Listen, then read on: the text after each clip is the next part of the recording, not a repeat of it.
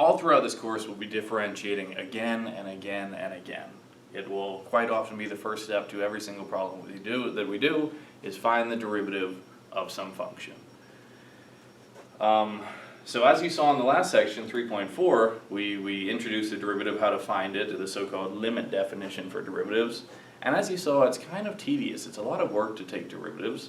So over the hundreds of years since derivatives have been defined and developed, people have come up with better ways to find derivatives of functions. So this is where we'll start today. Chapter 4, 4.1 is techniques for finding derivatives. And we'll start off with a few basic techniques, and the next, I think the next 4 sections in the textbook will still be techniques for differentiating things. So our goal is to become really, really, really good at differentiating, and it's something that you should absolutely try to master in this course because it's a crucial step to doing anything, is being able to find a derivative of a function. But one side note, before we jump straight into these techniques, let me just make a note about notation.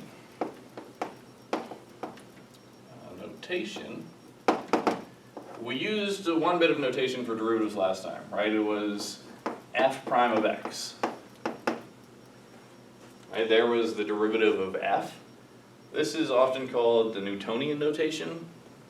Calculus was developed independently and simultaneously really by 2 different people, Newton and another guy named Leibniz, and his notation looks like this. It's d over dx of f of x. So this is the Leibniz notation. I will use both frequently. Most people who do calculus use both notations. Some have advantages in different places. D over dx of f of x is quite often shortened to just df over dx. Right, but this is what's called the differentiation operator. It means take the derivative of f. Right, so df over dx is the derivative of f. Remember, we quite often write y equals f of x, so sometimes you'll see this written as dy dx. We'll sometimes write as dy dx, but it's dy over dx. Again, it means the derivative of this function y. And one more bit of notation that I won't really use much, but you'll sometimes see is a big D.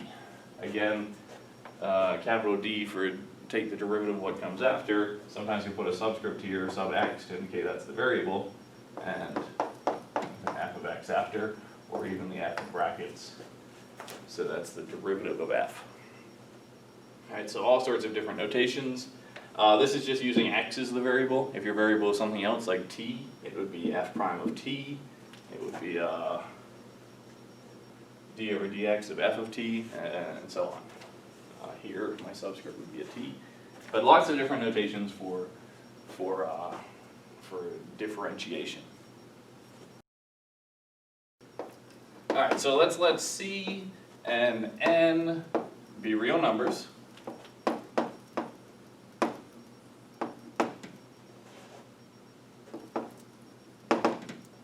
Then, what do we have? Here's our differentiation rules.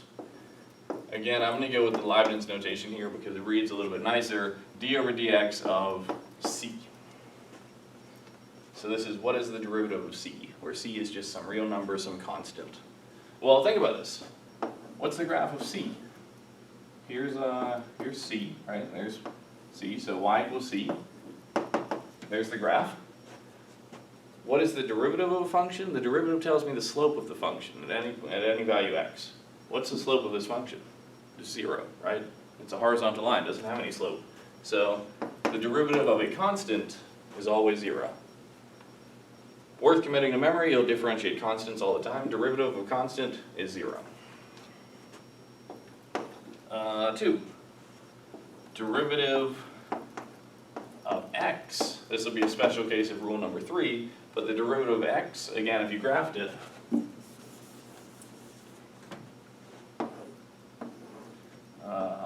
here's the graph, y equals x. What's the slope? Well, every time you go 1 across, you also go 1 up, so slope is 1 everywhere. So differentiating constants is easy, differentiating x is easy, it's just 1. And here's the big rule. This is the one that everybody commits to memory. In particular, derivative of x to the n. And And this one's not obvious. I can't just draw a graph of it and tell you this is why the rule is true. But if I've got x to the n, so like x squared, or x to the 2.5, or x to the minus 1, or whatever, the derivative of x to the n is this. I think of this as the n comes out front as a multiplier. So it's n times x to the, and now the exponent, which was n, it counts down by 1. So it's x to the n minus 1. And that's it. That's the rule. If you want to differentiate x to the n, it becomes n times x to the n minus 1. So the exponent comes in front, and then it gets 1 subtracted from it. So absolutely commit that to memory. You'll use it all the time.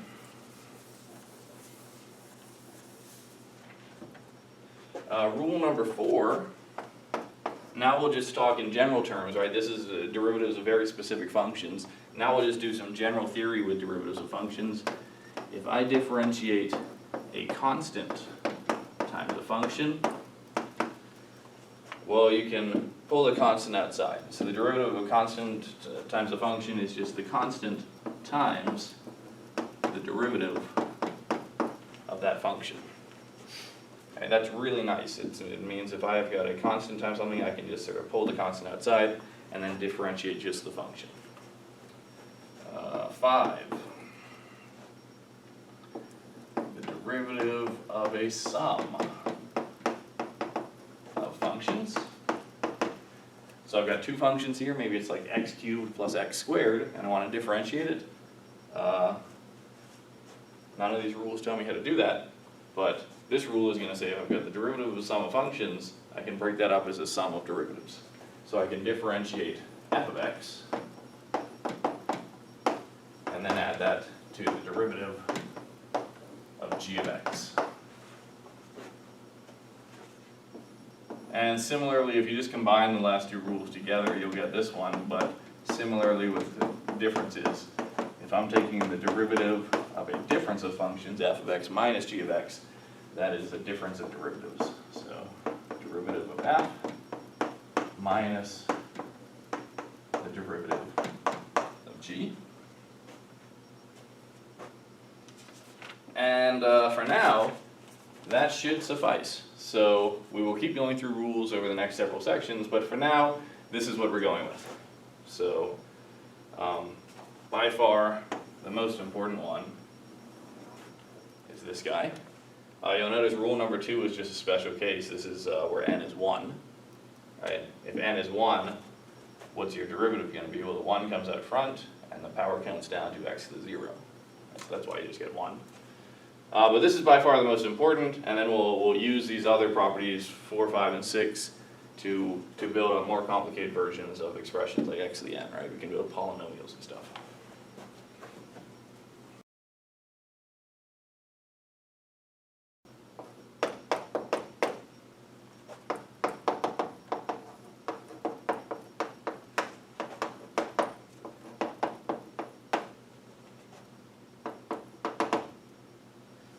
Alright, so we're going to do a whole bunch of derivatives here. Find f prime of x if f of x is, for example, a, f of x is 3. Well, what's my derivative? F prime of x, the derivative of any constant is always 0. So this rule has already saved us time, right? If you were to go back to 3.4 using the limit definition, you'd still be computing it. But using our rules that we have now, that derivative takes no time at all. B. F of x is e to the square root of 31. What's our derivative? You might look at this and say, well, this is a much more complicated looking function, and in my rules I didn't tell you anything about how to differentiate exponential stuff, but wait, this isn't actually a function of x, right? E to the square root of 31 is a scary looking expression, but it's still just a number, it's a constant, right? So the derivative of e to the square root of 31, that's a constant, derivative, 0. Alright, so stop and think sometimes. Even though you see scary looking expressions like this, it's still just a constant. Right, so stop and think, is it actually a function of x, or no, it's just a constant. Alright, x to the power 12, what's my derivative? Well, now you go to rule number 3, right? You go to rule number 3 that tells us how to deal with functions like x to the n. So x to the 12, the derivative is, what do? The 12 comes out front as a constant multiplier, so 12 times x to the, and then we subtract 1 from the exponent. So 12 minus 1 is 11. And this is a huge time saver, right? Again, if you were to go back to the so-called limit definition of derivatives and try to compute this derivative using limits, you'd be going for quite a while. Really quite a long time, because 12 is a very high power. But using our rules, this derivative took 10 seconds. Right, so this is huge, this is really powerful, and this is where we want to get to in this class, where we can differentiate anything really quite quickly. D. F of x is 1 over x squared. Well, what I have here, this function is technically a quotient, right? It's a rational expression, it's one polynomial divided by another. And I haven't told you anything about how to differentiate quotients, right? One function divided by another function. So how would we handle this? Well, I will tell you something called the quotient rule soon, some technique for handling derivatives of quotients, but there's a much better way to do this, which is don't think of this as a quotient at all. 1 over x squared, that's just x to the minus 2. X to the minus 2, that's now of the form x to the n, so I can differentiate it, right?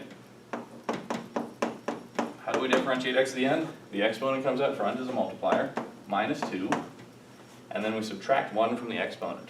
So minus 2 minus 1 is minus 3. Really common mistake here is to absent-mindedly, when you're subtracting 1 from the exponent with negative numbers, to actually add 1 by accident for whatever reason. It happens to me too sometimes. So be careful. Even with negative numbers, you're still counting down, right? You subtract. So x to the minus 3. And if you want, you could go back to, because it was originally given as a quotient, you could go back to writing this as a quotient. That's minus 2 over x cubed.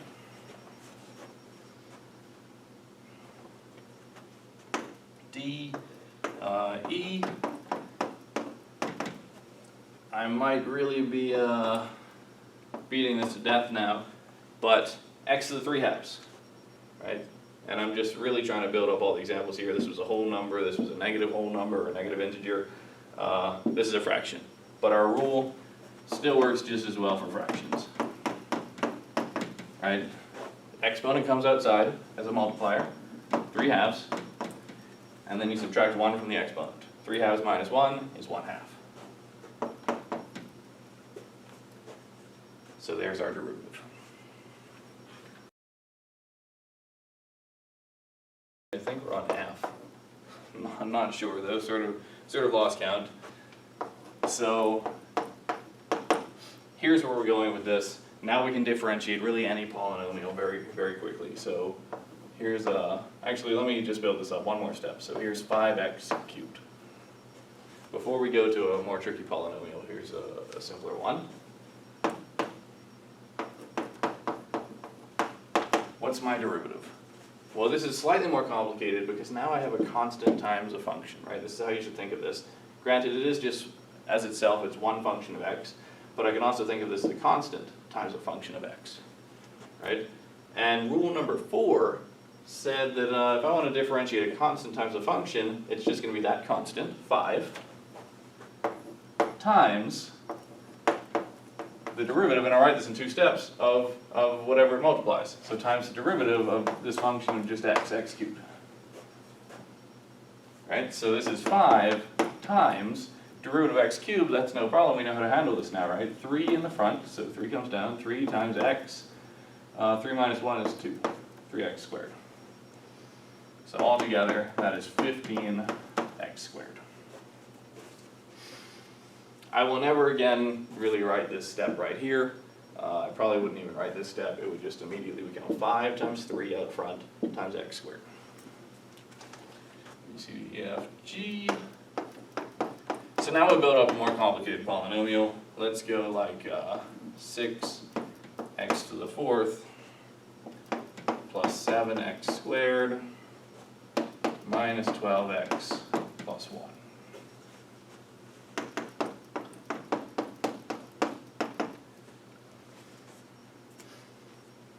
What did Rule 5 say?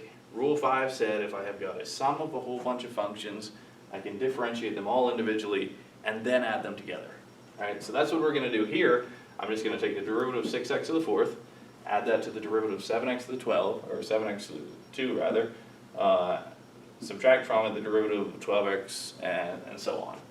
Right? So differentiating polynomials is just as easy really as just differentiating these individual powers of x.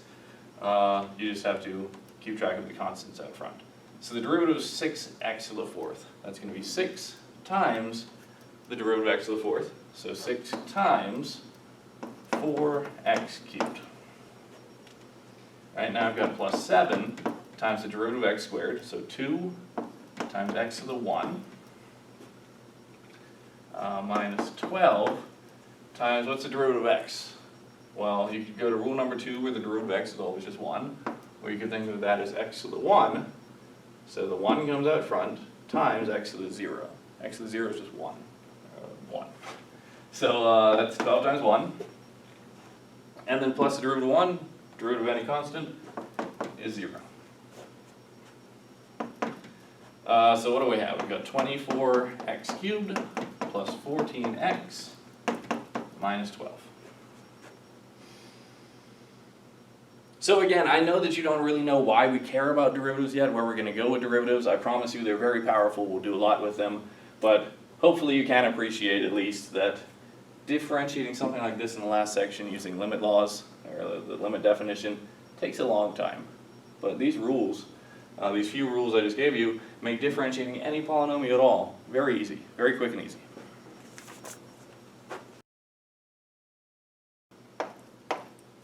Alright, now we'll get into more complicated ones, more tricky ones.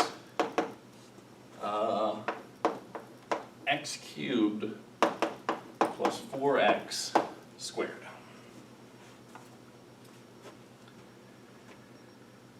Okay, so what I have here is technically, this is what's called a composition of functions. I've taken x cubed plus 4x and I've plugged that into a function that squares everything. So I've got two functions composed together. We will eventually learn a rule for dealing with something like this called the chain rule. It's a rule for differentiating compositions. But right now we don't know it, so what else can I do? Well, we've already seen that differentiating any polynomial is pretty straightforward. So if I want to write this as a standard polynomial, I could just expand this out, just FOIL it out, right? So how about we do that? Let's FOIL it out. X cubed squared is x cubed times x cubed is x to the 6th. Plus x cubed times 4x is 4 times x to the 4th, and then we've got two of them, so this is 8 x to the 4th, and plus 4x squared, 4 squared is 16 times x squared. Yes, I did that pretty much all in my head, but if you don't believe me, you should be able to FOIL things out, no problem, check it. So I've just changed the form. I've changed the form of the function to make it a simple polynomial, and now differentiating it should be no problem at all. We'll see if we can do this all in one step. Derivative of x to the 6th, 6x to the 5th. Right, 6 comes outside, lower the power by 1. Here I've got 8 times 4, that's 32. And then the power lowers by 1, 32x cubed. And then I've got plus 16 times 2 is 32x. So get used to this. This is a very common technique with derivatives, is if you don't like the form your function is given in, don't just differentiate in that form. Change it. Change it to something else. Change it to something that's either easier to work with or that you know how to work with. And I was going to erase this, but I have space. Let's do another one. What comes after H? I literally have to count out the alphabet every single time. A, B, C, D, F, G, H, I. There we go. I. F of x is x squared minus 7x minus 2 over the square root of x. So again, this is a pretty complicated looking function. It's one function divided by another, so it's a quotient. you don't know how to differentiate quotients yet, but what you can do, and this is sort of non-obvious, it's a step that most people miss, and if you know the quotient rule, you just go straight into it, but there's a much easier way to handle this, is break this into 3 different pieces. Alright, so this fraction, I'm going to write this as x squared over square root of x minus 7x over the square root of x minus 2 over the square root of x. Alright, so I've just broken it into a difference of 3 fractions. And the reason I did that, maybe I'll go one more step here, is square root of x, here this is a video so I can just erase this stuff. Square root of x that's x to the 1/2, right? So I've got x to the 1/2 there, and now I can actually simplify this. I've got powers of x up top and powers of x down below, so how do you handle this? Well, you subtract the exponents, right? So this is x squared minus 1/2, that's x to the 3/2, right? 2 minus 1/2. Here I've got x to the 1 over x to the 1/2, so 1 minus 1/2 is x to the 1/2. And here, you can think of this as times x to the 0 if you want to do the subtraction formally, or just x to the 1/2 on the bottom becomes x to the minus 1/2 up top. That's how I like to do this algebra. Another way you could explain this is literally just go through, this is what I'm doing here, is I'm dividing every single term by square root of x, right, to get down to here. And I've gone with exponent form instead of square roots or anything because our differentiation rule number 3 tells us how to handle x to an exponent. Again, this will be very common for derivatives, is you pretty much always want to handle work with exponents when you can. So always transform radicals to exponents. But now that we're down to that form, once again, derivative is easy to find. F prime of x is going to be 3/2 times x to the 1/2 minus 7 times 1/2 is 7/2 times x to the 1/2 minus 1 is minus 1/2. And what do I have here? I've got minus 2 times minus 1/2 is plus 2 times 1/2 is 1, so just 1. I guess I'll write it, I don't have to. 1 times x to the minus 1/2 minus 1 is minus 3/2. And I'll circle it because it's sort of combining in there with that expression above. So this is, right now, this will probably be the hardest type of derivative you'll see, something where you really have to do a lot of simplification before you can differentiate it. Because, I'll remind you, right now the only rules we know deal with x to the n, right? So everything you differentiate has to look like x to the n.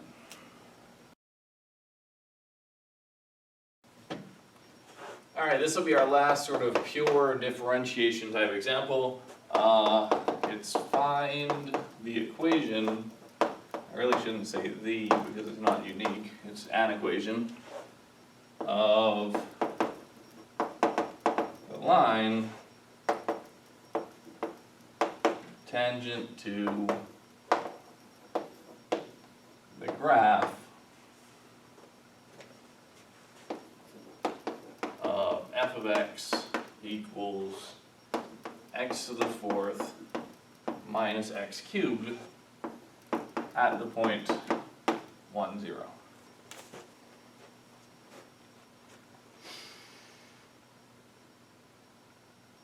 Okay, so I don't really know what the graph of this looks like, so I'm not gonna attempt to sketch it or anything.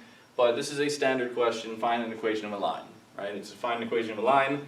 What do I need to know to find the equation of a line? I need 2 pieces of data. I need a point on the line. Great. There's a point on the line, 1, 0. Right? Tangent line always passes through the point that it's tangent to. And we need the slope. Well, how do we find slopes? The slope of the tangent line will be the rate of change of the curve at the point 1, 0. How do we find rates of change? Well, this should sort of be what you immediately think of now. If I want to find rates of change of a function, I want its derivative. So we'll take the derivative, f prime of x. Using limit definition, this would take quite a while, but now that we have our rules, differentiating this is no problem at all, right? X to the 4th differentiates to 4x cubed minus derivative of x cubed is 3x squared. Great. There's our derivative. That tells me the slope of the original function, the rate of change of the original function at any value x. I want to know the slope at x equals 1. So I evaluate the derivative, at x equals 1. And that will be the slope of the function at x equals 1, meaning it's the slope of the tangent line. So that's m. This is sort of the picture you should be developing in your mind, right? This is why I took the derivative, because it tells me the slope at any value x. Now I want a particular value. I want x equals 1. So the derivative at x equals 1 is 4 times 1 cubed minus 3 times 1 squared. That's 4 minus 3 is 1. That tells me the slope of the function at x equals 1. So there's m. So what's our equation? Remember the general form, y minus y1 equals m times x minus x1. So we've got y minus the y value, 0, equals m, 1, times x minus x1, the x value, 1. Or writing this in much nicer form, y equals x minus 1.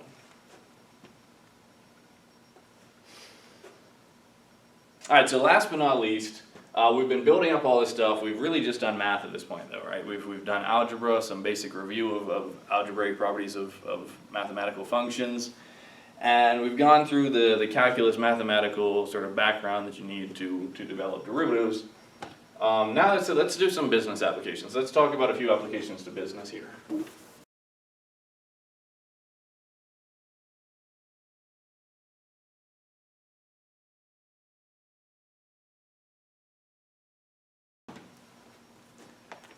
So one of our most common applications is this marginal analysis stuff, where you want to find, you're given a cost function and you want to find, say, the marginal cost.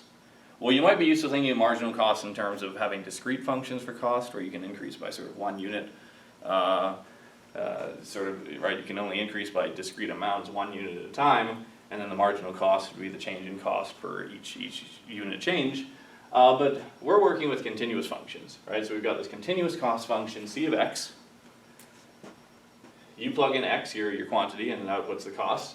And the marginal cost, our definition is going to be, marginal cost is the rate of change of the cost, right? But with our continuous functions of costs, c of x, if it's a continuous function, the rate of change of the cost is just the derivative of that function, right? And that is, I've written it here, c prime of x, or if you like Leibniz notation, d over dx of c of x.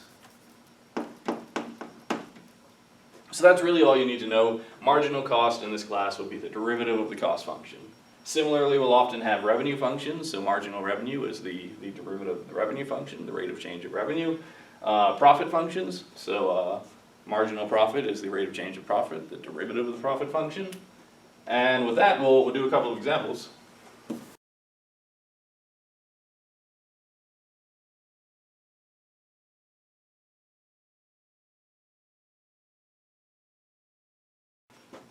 Okay, so the math here is going to be unchanged. We're just throwing some business words around it, really. It's we have a cost function. We're producing a product, and the cost function for producing x units of that product is the following. C of x is 5x cubed minus 10x squared plus 75. So this matches reality, right? If x is 0, we don't produce any units at all. Still our cost is 75, right? We've got these setup costs and whatnot, so it's not 0. And it definitely increases quite a bit as we increase our units. So there is some sort of maximum point you might want to hit here. But in any case, we've got this cost function. The question is find the marginal cost, not just in general, but when x equals 100. So we're looking for the rate of change of this cost function at x equals 100 units. So what do? Well, we take the derivative, right? So the derivative, c prime of x, is, hopefully we're good at differentiating polynomials now. It's 5 times x cubed is, 5 times the derivative of x cubed, 5 times 3 is 15, times x, 3 minus 1 is 2. 15x squared minus 10 times 2 is 20, x to the power of 1, plus derivative constant 75 is 0. So there's our marginal cost function, the rate of change of cost, and we want marginal cost at 100 units. So we'll plug in 100. And we've got 15 times 100 squared minus 20 times 100. Pretty big numbers here. 100 squared is 10,000. So this is it 10,000? Yeah, this is 150,000 minus 2,000. So 148,000.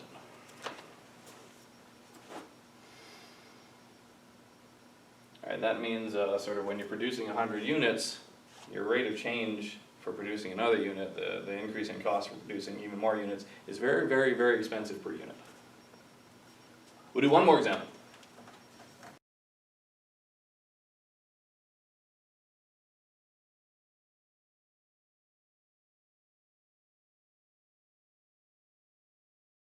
Alright, so last up we've got this question. If the demand for a product is given by d of q is 16 minus 1.25 q, where q is the quantity, find the marginal revenue when q is equal to 5. Right, so when you sell 5 units. So first thing I want to point out is we're given a demand function. We're not asked to find marginal demand or anything like that, whatever that means. We're asked to find marginal revenue. So what I need to do is build a revenue function. And what's revenue? Well, let's call it, say, R of q. Right, it'll depend on how many units we sell. And what is revenue? Well, revenue should be the cost of the product times the amount of units we sell. Right, so in other words, it's the number of units we sell times the cost per unit. And that's what d of q is. Right? This demand function is the price, or let's say the price, not the cost. It's the price of each unit. And it matches reality, right? If you set q higher, so you want to sell more units, as q goes up, the price function comes down. So if you want to sell more units, you better lower your price. It is essentially what that says. So revenue is the number of units you sell times price. It's units, quantity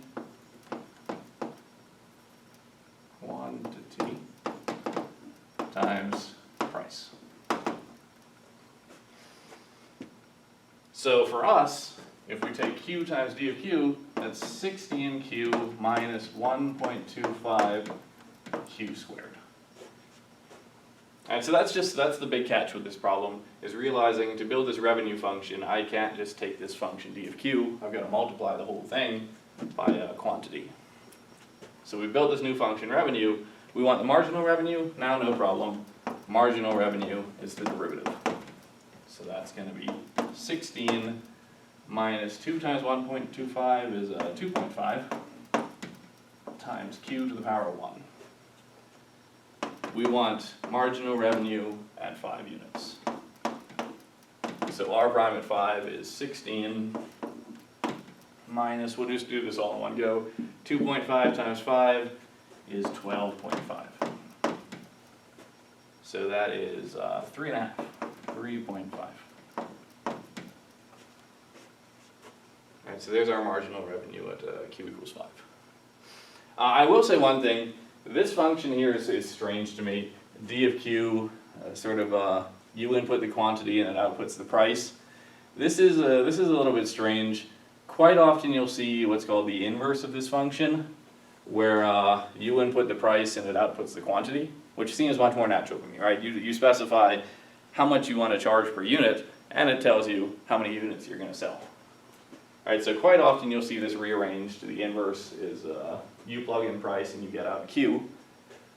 And one other thing that I want to say is profit.